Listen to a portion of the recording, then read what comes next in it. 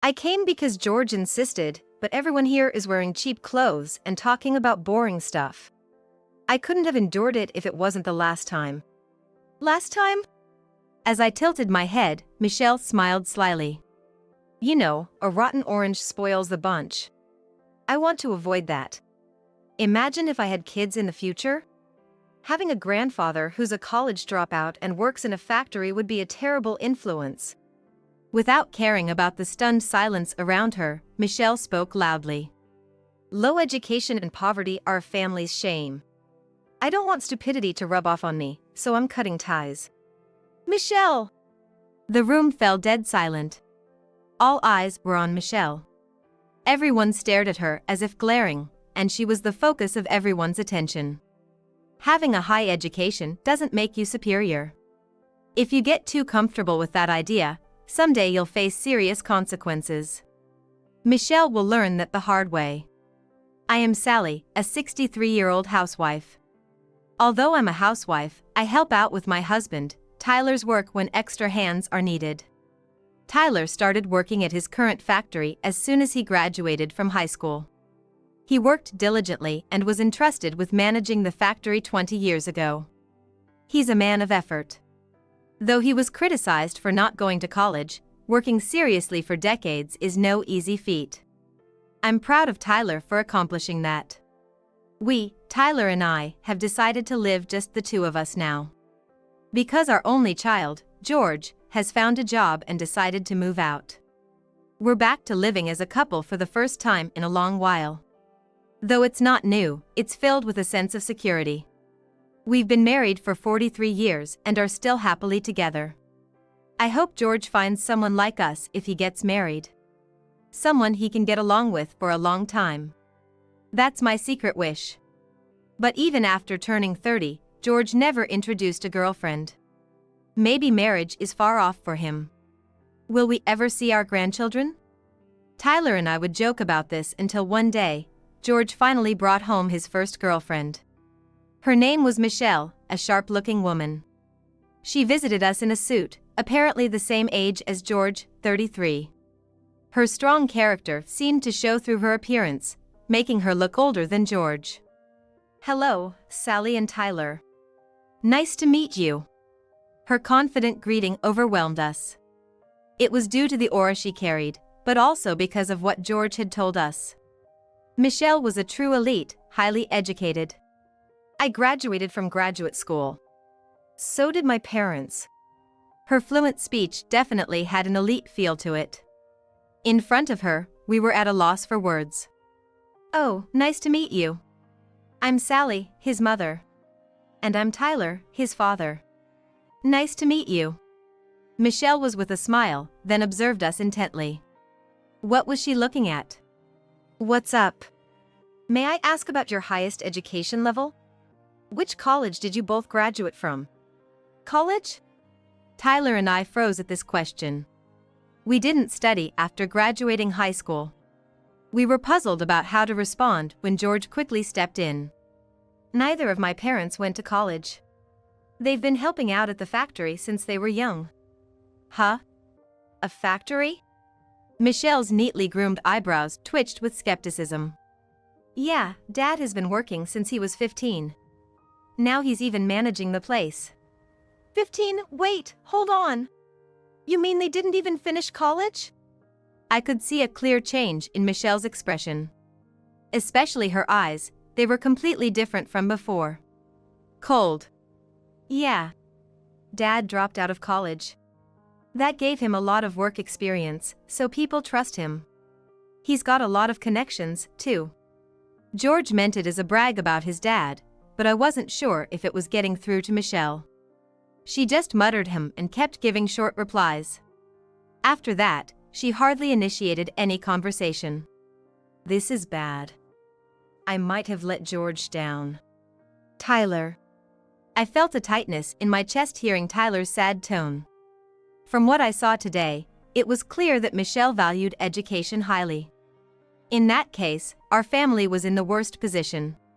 Tyler and I, from society's perspective, are considered minimally educated. I've regretted not pursuing further education more than once or twice. But it was difficult back in our time. Without financial freedom, college wasn't an option. Certainly not for our families. So, we did the best within our capabilities. We lived our lives with pride. Never ashamed of our low education. But I never thought it would hold back our son. If George gets dumped because of this, I'd feel terrible. It's gonna be alright. I'm sure it'll be okay. Though I said this to encourage him, I was just as anxious as Tyler. Surprisingly, George and Michelle continued dating and eventually got married. Despite my worries about Michelle's attitude and words back then, if George chose her, she must be right. We trusted George. But the newlywed couple, my son and his wife, didn't visit us much. They lived in the same state, but both seemed busy with their work. George's company is well known, so that was understandable. Michelle must be working hard, too. As long as the two of them were happy, that was enough for us. Tyler and I just wished for their happiness. However, we had a chance to meet them after a long time. It was during the Christmas holiday family gathering. Every year, we invite relatives over for meals and drinks. It's become a yearly tradition. This time, George and Michelle were coming, too. I was unusually nervous about seeing Michelle again. What if the topic of education came up again and she showed the same blatant attitude? I wouldn't know what to do. That was my honest feeling. I didn't want to see Tyler hurt again. I was done with that cold atmosphere. Tyler seemed to share my concerns, giving a wry smile. Should be happy to see our son and his wife, but here I am, all jittery. It's kind of pathetic, isn't it? Tyler muttered, looking somewhat sad. And so, with our nerves still on edge, we met Michelle again. George was going to be a bit late, as he had to park the car a bit away. Michelle arrived first, and I greeted her with a smile. Welcome. It's been a while. Have you been well? I tried to keep a smile on my face, even though it felt strained. Then, Michelle returned the smile warmly. Just as I was feeling relieved to see her smile. She said something that shocked me. Long time no see. Today, I came to make my final assessment. Assessment? Michelle nodded affirmatively. You know, Sally, you guys are just high school graduates, right? Indeed, our educational levels were exactly as Michelle just mentioned. But what did that have to do with anything? As I stood there dumbfounded, Michelle started chuckling. Come on. Can't you understand even after I spelled it out? This is why conversations with the less educated are so exhausting. What do you mean? I was clearly being mocked. While I was surprised by Michelle's attitude, I tried not to show it and squeezed out my words. Oh, Sally, you look so scary. Look, even if the parents are a disappointment, I thought maybe there'd be at least one decent person among the relatives. That's why I decided to come today. It would be nice if you could redeem your family's reputation. I was appalled at her audacity to say such a thing. Basically, Michelle was calling our education levels a disgrace. Do you realize how rude you're being? I couldn't help but raise my voice. True, Tyler and I weren't highly educated, and that might not be something to boast about in society. But that didn't mean we deserved to be called a disgrace. Oh dear, people without peace of mind get angry so quickly. You're the one who's provoking me. There you go, blaming others. Just as I thought. If I keep this up, I'll end up like you, Sally. That would be a nuisance to my family. Michelle covered her mouth with her hand and chuckled, seemingly amused at me. Hey! Michelle! I tried to scold her, but just then, George arrived. What's wrong, Mom? You look upset. Right now, I was at a loss for words. I was too angry to speak. George looked at me puzzled, then started chatting amiably with Michelle, and they moved away. I was left there, feeling like crying out of frustration. Even after she said all that, I couldn't even respond. In this awkward atmosphere, our reunion took place. Soon, the rest of the relatives started arriving one after another. As it was an annual event, everyone was quite used to it. The great thing about our family is that regardless of age or gender, those who can help out do so. While I and the caterer prepare the food in advance, if we run out of drinks, whoever wants more goes to get it. If someone needs a cup, they find it themselves. I think it's wonderful how everyone enjoys themselves. After a while, everyone started to slow down on their drinks. There probably wouldn't be any need for more food. I left the kitchen and joined everyone in the spacious living room. It was lively and bustling. Despite feeling nostalgic about the boisterous atmosphere after a year, I couldn't stop thinking about Michelle. She had declared such things to me earlier. I wanted to talk to her before she said something rude to the other relatives. I tried to find a moment to talk to her, but it was difficult as the newlywed couple, my son and his wife, were always surrounded, especially since they were meeting many people for the first time. While I was waiting for the right moment, one of the relatives spoke to Michelle. "How's it going? Getting along well with your husband? Marrying such a beauty. Tyler's boy George might be clumsy, but please take good care of him." Watching the relative put his arm around George, Michelle answered rapidly. "Don't worry. Tyler and George are completely different. Please don't lump them together." Huh. Okay. Tyler might have dropped out of college and worked in a factory, but my George graduated from college and works at a major company. It's ridiculous to call him clumsy. Michelle glanced at Tyler and covered her mouth, snickering. When George brought me to his home, I was so surprised. Such an old and poor-looking house, and his father a middle school dropout? It's like the crow gave birth to a hawk. No, more like a hawk hatched from a crow's egg. Michelle laughed out loud. Everyone around was stunned by her unexpected response. That's when it happened. A loud crash sounded as a beer bottle toppled over. "Oh no! This is the worst! It got on my clothes!" "Michelle, let's wipe it off over here." George started wiping Michelle's clothes with a napkin. Everyone was watching them with a mocking gaze. "If this doesn't come out, you're taking responsibility," Michelle grumbled, and someone quietly remarked. "She spilled it herself and then gets upset about it. Is this what they call elite? Blaming others and being smooth-talking."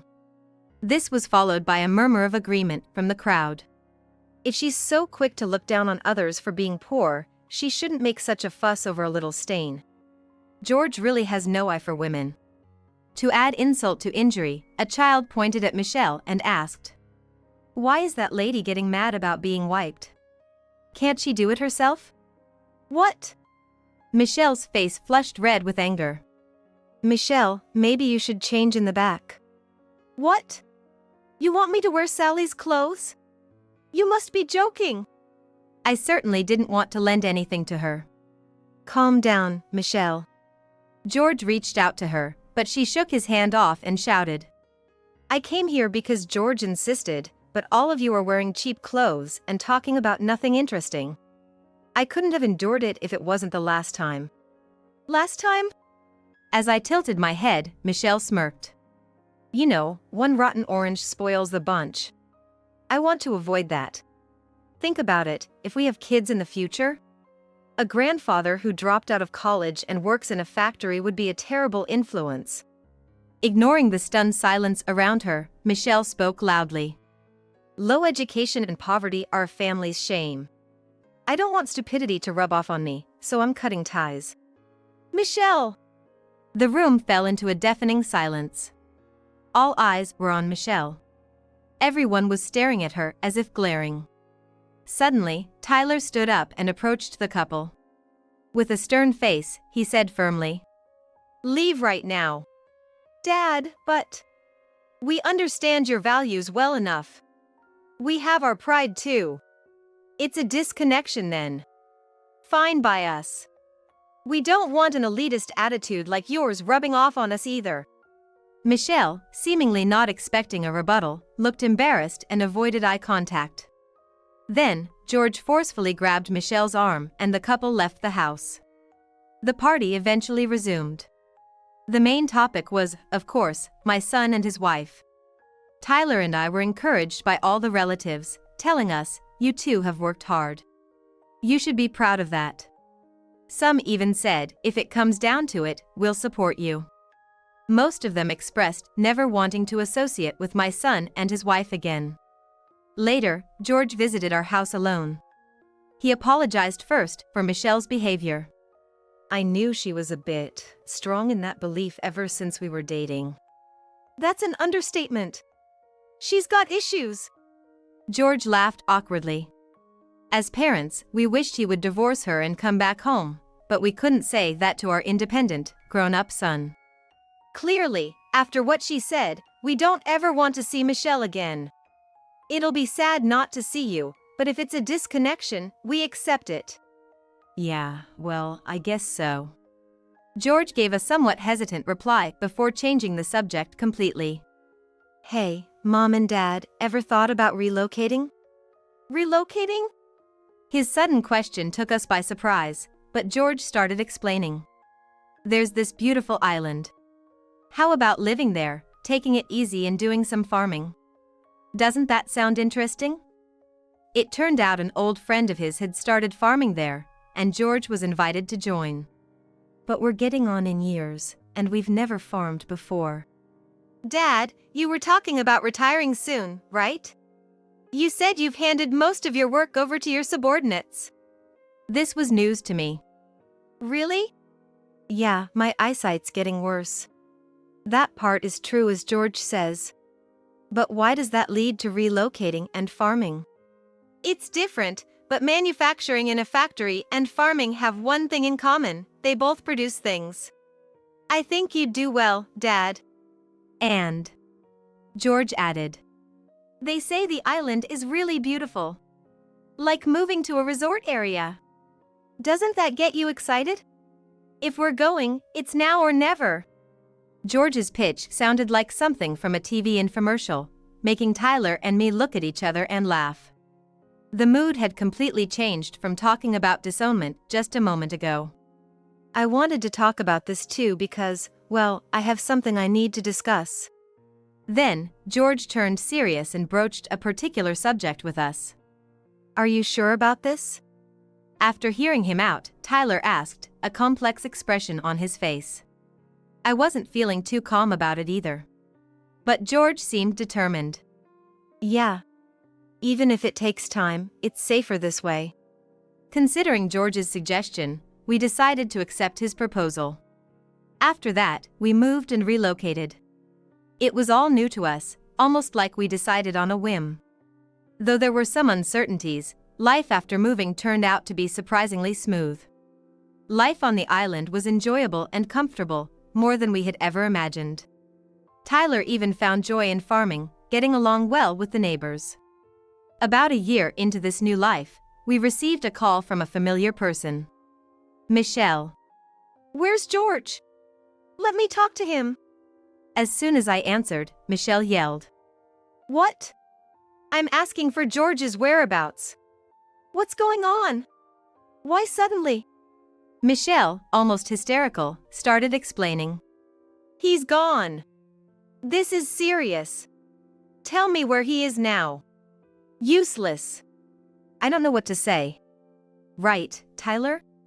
I put her on speaker and looked at Tyler standing next to me. "Well, we're just low-educated folks, aren't we? And besides, didn't we agree on disownment? No obligation to help then." "But, wait. Just find George and tell him I cried and apologized. I'll call back. You hear me?" With that, Michelle hung up. A few days later, she called again. "Like I said before, we can't and won't do anything for you." "What? Your son's causing me trouble, so as his parents, you should." "Trouble? You're the one who's always shifting the blame."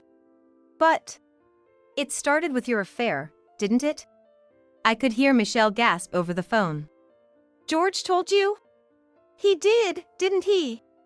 "Yes, he did. He's proceeding with the divorce." "Divorce?" Michelle's voice cracked. Clearly shaken. It made sense. She was facing ruin. "Wait. You can't just leave me and divorce me like this. Well, you did spill company secrets to your affair partner, didn't you, Michelle? That was what George had told us. Michelle had an affair behind George's back and, to make matters worse, she ended up telling all the company's confidential information to her lover.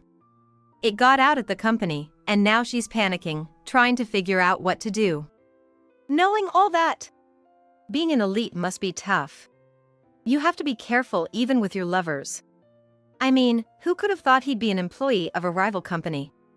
But then again, having an affair in the first place is the real issue, isn't it? Michelle was trying to say something, but her words were muffled and incoherent. The family lawyers, all united, are preparing to go full force into the divorce with you. Lawyers? What? After that day, George had apologized to every relative and somehow managed to reconcile. Moreover, Michelle might have looked down on us, but our family is far from foolish. Tyler had just lacked the opportunity to pursue further education, but he managed to achieve results in his factory work. And among our relatives, there are several lawyers and even more who respect Tyler. That's the situation. You made quite a few enemies that day. But that's... No way! That's unfair! You just didn't have the eye for people, did you? Well, I hope George learns to better judge people, especially women, from now on. We're going to corner her with the entire family behind us. Perhaps sensing our intent, Michelle's voice trembled. But it was just a moment of folly. A moment of folly can ruin a life, can't it? Oh, sorry. We still don't know what will become of your life, do we? Please, I'm sorry, I'll apologize. Michelle was crying and begging on the phone. After all her arrogance, to end up self-destructing and relying on others, how ironic. It's a bit too much for us to clean up after an elite like you. And maybe you should focus less on educational background and more on learning some basic human decency? Michelle was still ranting, but I felt a wave of relief as I hung up the phone. Thanks to our relatives' efforts, the divorce went through. Michelle was forced to resign from her company. She returned to her elite family's home, only to be disowned with the words, "You're a disgrace to our family. You have no place here." Desperate, she turned to friends, but everyone rejected her. Nobody was willing to help her. Resigned, Michelle started looking for day jobs to scrape by. It was a shocking example of how quickly a high-educated person could fall from grace. As for our son, he went on a trip abroad. The day he came to apologize, George told us, "I'm considering divorcing Michelle." After that day, we talked and realized our values are just too different. When I brought up divorce, she threatened to sue, so I can't do it right away. But she'll slip up eventually, and I'll endure until then. For safety, I'd like you and Mom to stay hidden in your new home in case Michelle comes after you.